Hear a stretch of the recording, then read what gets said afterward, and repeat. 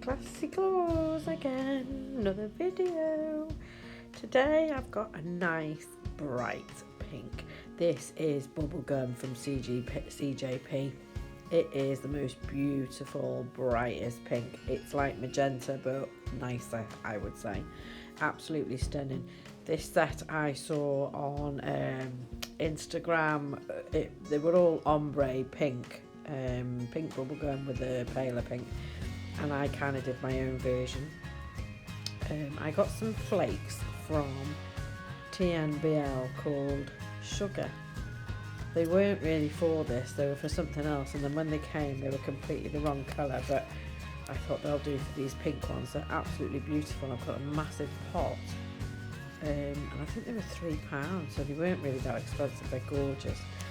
So on this set you can see the middle nail there. I've already done the reverse application, although it doesn't look very good, but the other hand was better, I have to say.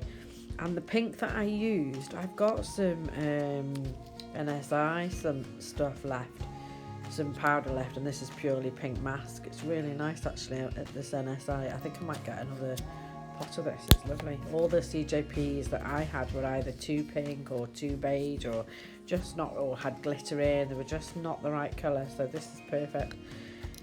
So I'm gonna do let me see, this is my left hand, so I'm gonna do 2 ombres, one with a bit of glitter, a little bit of glitter on the baby finger, clear crystal glass on the pointer finger with the can't think straight, with the glitter on, and then I'm going to encapsulate them all